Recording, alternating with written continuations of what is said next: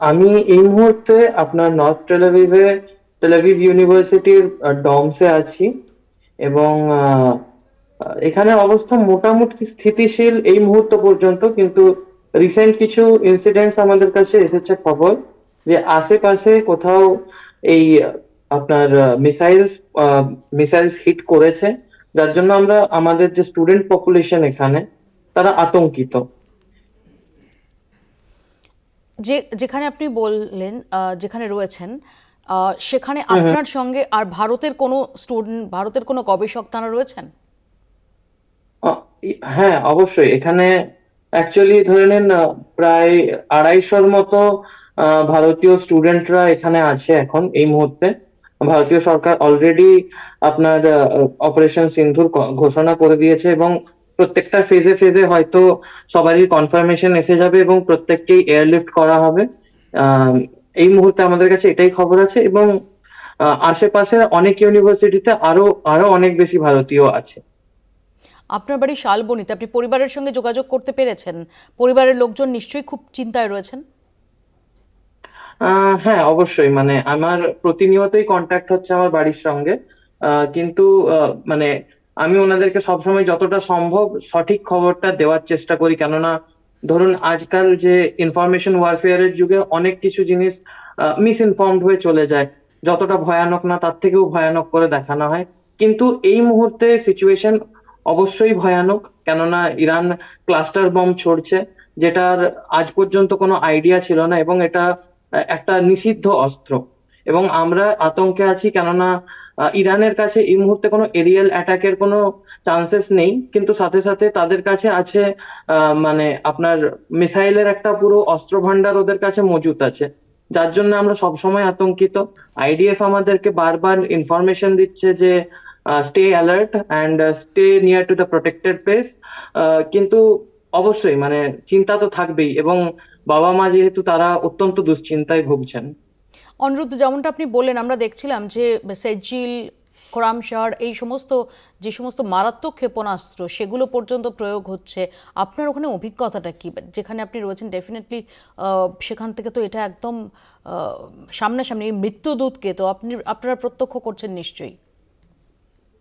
আহ দেখুন, আমরা যেহেতু যেই সময়ে এই জিনিসগুলো ঘটে, মানে আমরা অলরেডি অ্যালার্ট থাকি, আমরা বাংকারে চলে যাই, কিন্তু সেই ক্ষেত্রে আমরা জিনিসটা শুধু একটা আওয়াজ পাই কখনো, বা তারও কিছু খবর পাই না।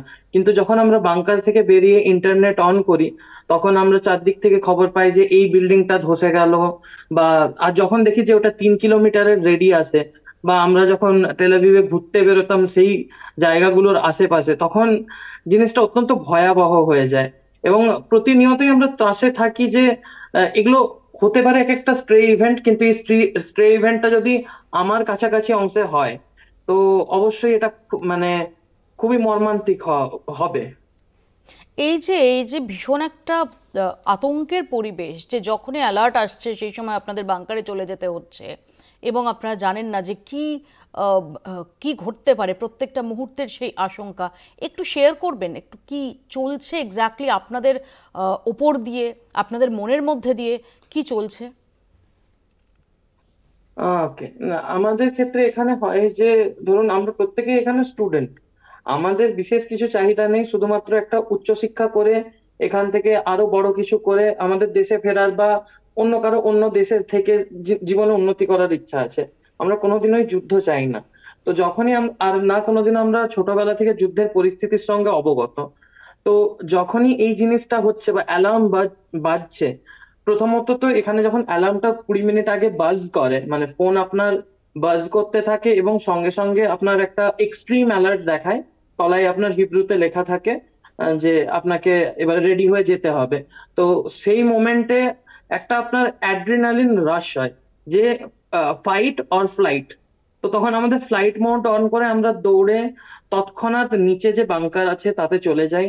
এবং আমরা ওয়েট করি যে লাস্ট যে 1.5 মিনিট বা 90 সেকেন্ডের যে লাস্ট ফাইনাল কল, যেটাকে আমি বারবার বলি, সেই সাইরেনটা ওয়েট করি। সাইরেনটা বাজার সঙ্গে সঙ্গে আমরা আমাদের বাংকার লক করে আমরা ওয়েট করি, প্রায় ধরে নিন আধ ঘন্টা, কখনো 1 ঘন্টা ওয়েট করতে থাকি যে কখন আমরা কোনো একটা অ্যালার্ট পাবো। বা যে আমাদেরকে বাইরে বেরোতে বলা হয়েছে। তো এটা তো একটা ত্রাসের ব্যাপার থাকেই। তাছাড়াও আমাদের কাছে মানে খুব রেয়ার কিন্তু ঘটেছে, এমনও ইনসিডেন্ট আছে যেখানে ধরুন আহ মানে কেউ প্রোটেক্টেড স্পেসের কাছে কাছে গিয়ে মানে খুব কাছাকাছি ডিস্টেন্সে যে উনি হিট হয়েছেন, খুব মাইনর চোট লেগেছে। মানে আমরা এখন বাংকারে আছি, আমরা প্রোটেক্টেড, কিন্তু এখন একটা শঙ্কার ব্যাপার হয়ে আছে। কেননা ধরুন আমি তার আগে একটু এক্সপ্লেন করে দিই হুম। যে ইসরায়েলের যে আপনার মিসাইল সিস্টেমটা হয় সেটা 3 লেয়ার। তো আমরা এখানে যেটার উপরে বেশি রিলাই করতাম, আয়রন ডোম, সেটা শর্ট রেঞ্জ মিসাইলকে খুব ভালোভাবে ট্যাকেল করে। মানে ধরে নিন 100%, 95% অ্যাকিউরেসি থাকে। কিন্তু এই মুহূর্তে মানে আমরা কোনোদিনও মানে আমরা এখানে কি, ইভেন ইসরায়েলিরাও 15 বছরে কোনোদিনও মাটিতে এইভাবে কোনো মিসাইল পড়তে দেখেনি। কারণ এখানে মানে আহ, একটু হলেও আয়রন ডোম ঠিক পেরে উঠছে না। মানে 70% থেকে 80% তো সিকিউর করছে, কিন্তু এই 20%-এর যে ভয়টা, সেটা আমাদের প্রোটেক্টেড স্পেসে থাকার পরেও হালকা হালকা থাকে, যে হ্যাঁ এটা তো হচ্ছে। বা ধরুন আপনি ঘুমোতে পারছেন না, কেননা আপনাকে সব সময় অ্যালার্ট থাকতে হবে। যদি আপনি ঘুমিয়ে রয়ে গেলেন, হয়তো কোনো একটা দুর্ঘটনা হতে পারে। তো এই সব সময় যে একটা অ্যাড্রিনালিন রাশের মধ্যে থাকা হচ্ছে, এটা একটু অন্য ধরনের। আমি বুঝতে পারছি আপনি এই যে অপারেশন সিন্ধু অর্থাৎ যে এয়ারলিফটিং এর যে প্রক্রিয়া ইতিমধ্যেই শুরু হয়েছে, আপনি হুম, হুম। ইতিমধ্যেই ডেফিনেটলি অ্যাপ্লাই করেছেন। অবশ্যই, অবশ্যই করেছি। তো কি আমি মনে ওয়েট হচ্ছে, করছি আমার কনফার্মেশনের জন্য। কি মনে হচ্ছে যে কবে নাগাদ এই কনফার্মেশন আসতে পারে, এরকম কোনো আন্দাজ তারা দিয়েছেন, কর্তৃপক্ষ দিয়েছেন? আহ দেখুন, কর্তৃপক্ষের কাছে অলরেডি অনেক নাম আছে। আমি প্রথমেই আপনাকে বললাম যে এ, ইসরায়েলের যেহেতু এডুকেশন সিস্টেম অত্যন্ত ভালো, তো ইন্ডিয়া থেকে অনেক লোক আসেন যারা উচ্চশিক্ষার আকাঙ্ক্ষায়। তো ধরে নিতে পারেন এখানে স্টুডেন্ট পপুলেশন প্রায় 2 থেকে 3 হাজারের মতো। তাদেরকে ইভ্যাকুয়েট করতে ওনারা first come first serve, first registration বেসে ওনারা করছেন। এবারে সব জায়গায় এখানে একটা কম্পিটিশন থাকে। তো যাদের প্রথমে হচ্ছে তারা প্রথম ফেজে যাবেন, যাদের সেকেন্ডে হচ্ছে তারা সেকেন্ড ফেজে যাবেন। তো আমি এখনো কনফার্মেশন পাইনি, কিন্তু ওনারা শুরু করতে চলেছেন খুব জলদি।